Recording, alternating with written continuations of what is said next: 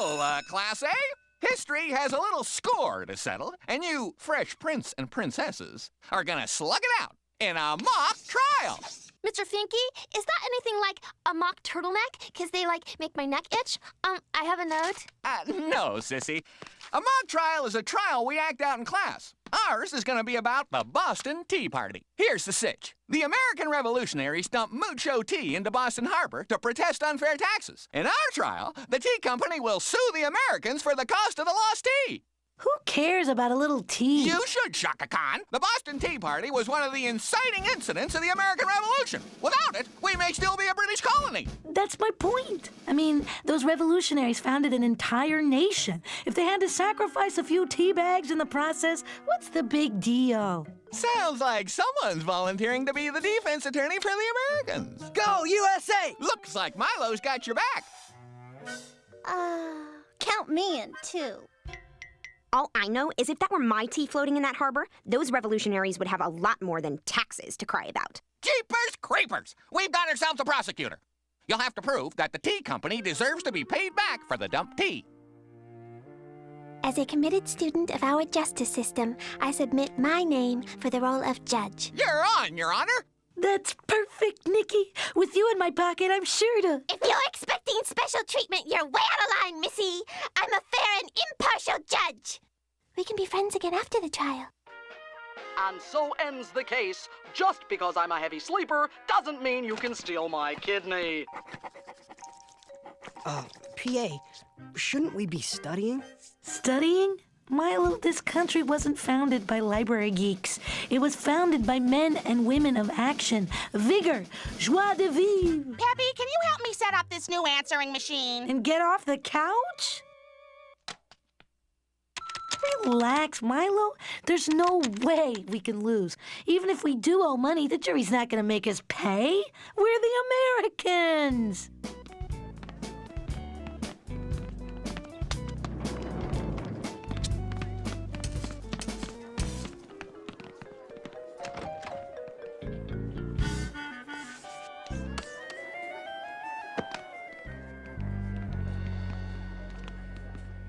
PA, they're really working hard. That's because they need to. We don't need books or costumes or math. We have history on our side, and we're gonna make like Plymouth and rock. Today, a very special edition of the Hazelnut People's Court. This middle school history class has let our cameras into their mock trial for the case of the over-soaked tea bags. Let's meet the plaintiff. Trinket's team is representing the East India Tea Company. They claim the Americans owe their client big for the tea they dumped in that fateful harbor centuries ago. And here comes the defense. Pepperan and team are defending the American revolutionaries. Go America! All rise. Justice Nikki Little presiding. You've all been sworn in, and I've read your complaints. Plaintiff, please make your opening remarks. Ladies and gentlemen of the jury, today we present our case against the American revolutionaries. We intend to prove not only that these rapscallions dumped excessive tea, but that in doing so, they irrevocably ruined the image of tea in America, causing the East India Tea Company to lose billions of dollars in future revenues. I give you Exhibit A. And so, if not for the Boston Tea Party and the subsequent rise in coffee consumption, our country today would be dotted by thousands of trendy, grungy, artsy, overpriced tea houses. And that is Exhibit ZZZ, our 78th and last piece of evidence. PA, do we have any exhibits? Ladies and gentlemen of the jury, I give you the only exhibits the defense needs. Exhibits U, S, and A. Go America!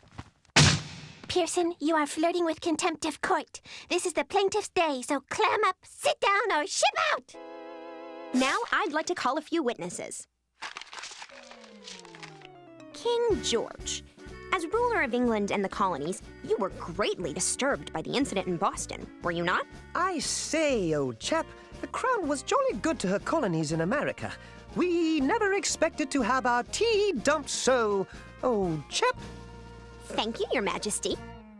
Thank you, Your Majesty. I know this is difficult, but please tell us in your own words what happened that night. I was cleaning one of the cabins when they came on board. They took our tea, they dumped it overboard, and they said, ha! For my last witness, I call Miss Lydia Pearson to the stand. Mom? Miss Pearson, you are the mother of the lead counsel for the defense, correct? Yes, that's correct. Oh, I'm so proud of my Peppy. It seems like just yesterday she was running around, but... That's sweet. Ms. Pearson, would you kindly dial your home number for the court? You have reached the Pearson residence. Please leave a message at the... Relax, Milo. There's no way we can lose. Even if we do owe money, the jury's not gonna make us pay. We're the Americans. Quiet, Peppy. I'm trying to record a message. A blatant admission of guilt. The prosecution rests. Court adjourned. Tomorrow, 9 a.m., we hear the defense. Don't be late. So, who's up for Greasy and Cheesy? Cheer up, guys. Tomorrow's our day. Pepper Ann, we don't have any evidence or witnesses. We can't win this case. Gwen Mesro, Gwen Mesro, Gwen Mesro. We've already won this case because we won the Revolutionary War. Why get up there and waste our breath to prove the obvious? Gwen Mesro, wait! How could you, Pepper Ann? Milo, don't go. We're going to take that court by storm tomorrow. Call up our own witnesses. Show everyone that the US of A is A-OK. My country, 'tis of the sweet land of liberty, of thee I sing. Land where my fathers died, land of the pilgrims' pride, from every mountainside, let freedom ring. Where were you at 2 p.m. on Sunday, November 31st, 1773? Huh? I say, old chap, November only has 30 days. Old chap? No further questions. What are you gonna do? You gonna start blubbering again? Go cry in your shepherd's pie, you pasty tea drinking. Pearson, did you just call the witness to the stand to badger her, or do you actually have a question? Why me every time? Let's hear closing statements. Our case has been presented with reliance on truth and substance, not to mention panache and impeccable spin. I rest my case. Okay, this has gone far enough.